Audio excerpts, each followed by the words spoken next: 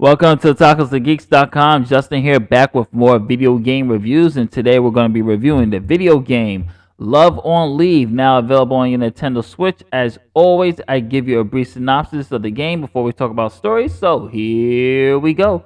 You have 14 days of paid leave to spend in the countryside where you're born and raised. There are romances that await. Use your time to reconnect with the sisters that you grew up with one who is the motherly eldest sister, the middle sister, and the downbeat youngest sister. Will you choose one or maybe even all of them? A variety of endings await based on the choices you make. Special events occur as you get to know the sisters. Play and see what sorts of unforgettable moments await. Now, as far as story goes, this was such a fun story because you play the role of the protagonist, Akito, who decides that he's going to leave the big city and just take 2 weeks off of paid leave to go visit the town that he grew up in, that he was born and raised in, and this is where he encounters some of his old friends, and mainly these three sisters that he has a special connection with, and it does fall into that type of anime tropes that you get, so it does kind of enter that harem territory, but it's done so well. And this was actually for those who are playing Zelda right now.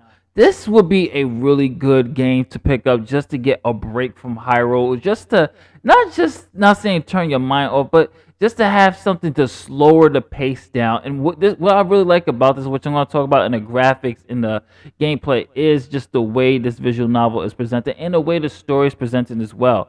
You get enough time with each characters to get their backstory, their motivations as well, which is very important. I'm not going to spoil too much on the story because this is something I want you to experience for yourself, but it really is a fun story to be had.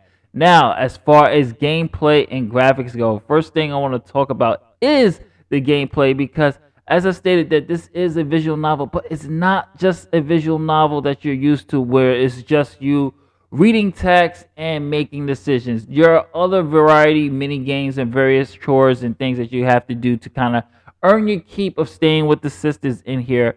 And one thing our main protagonist does is that he is in charge of harvesting and working on their farm. So you have to plant certain things in vegetables and sell off to build up the brand or make the brand a little bigger for the farm, such as eggplants, as you can see, which is a huge inside joke. This game is rated R for rated M for a reason, folks. So you're gonna see why the eggplant is there. Of course, there's carrots and things like that. So you get assigned various things and tasks to do throughout the game, and not just from the sisters, but from the townsfolk as well.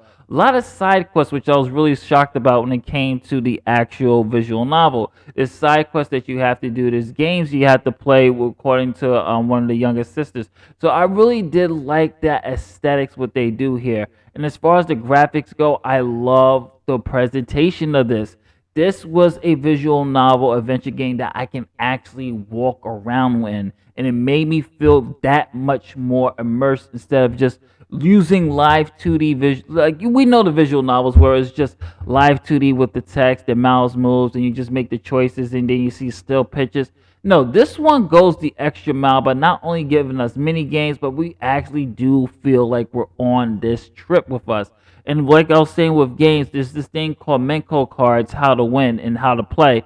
This is one of those mini games that you get where you just, the idea of this game is for you to flip over your other player's card, and to do that you have to do like this quick timing of the circle to make sure it hits the smaller circle, and if you do it more properly you will be able to flip that player's card over, enabling you to win, and you'll get perks and prizes and things of that nature. It's a really fun game. I really like it, and there's various modes of this game too. So you have easy, normal, and hard. And the more levels you do, the more unlocking you're going to be able to do with the younger sister Hibiki, which actually will help towards your romance.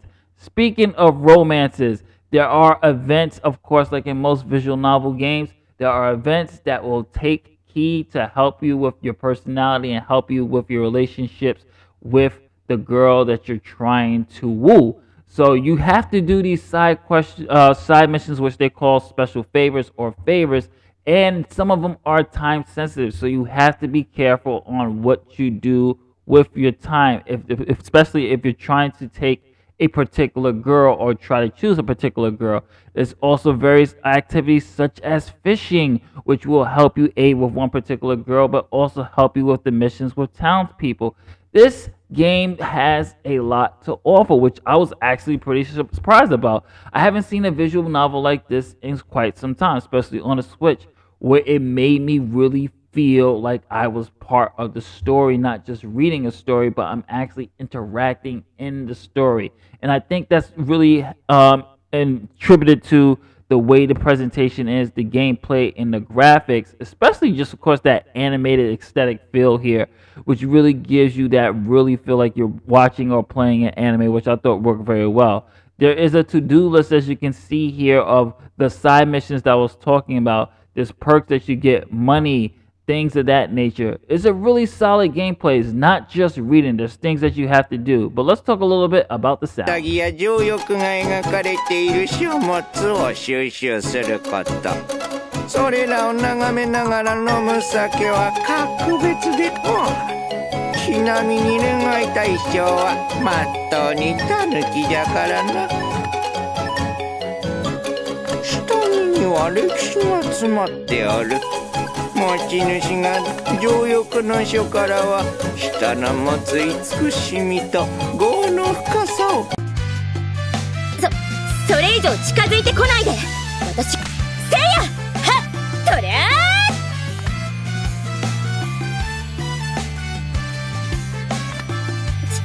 近づいてこないでって言ってるでしょ。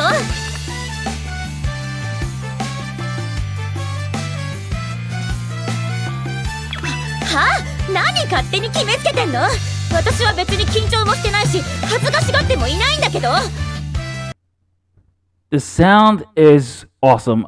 I was actually surprised that we had such heavy voice acting throughout this entire game. I mean, most of the dialogue is fully voice acted, and the performances are really, really well done. As far as the music is good and it fits the tone. But like most visual novels, the same song kind of plays over and over. There are a couple of tracks that doesn't make it feel too monotonous, but for the most part, the music does repeat, and it kind of takes you out by the time you're getting tired of hearing the same tunes. But it doesn't really kill the performance here because you're having such a good time exploring this town, exploring and interacting with the characters.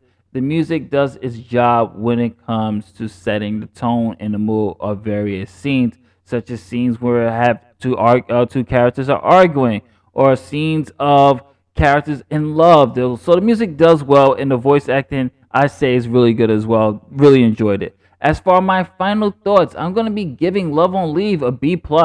I had fun with this, and it's a breath of fresh air to see a visual novel with this type of presentation. Yes, I know there's other visual novels out there that do the same type of thing, but for me personally, I haven't played a visual novel in a while, so it was nice for me, especially on my Switch, to have something on the go that made me really feel a part of the story and really made me immersed with it, especially with the delivery. So definitely check this one out. This is Justin from TacosGeeks.com saying later days. Catch you on the next one. Peace.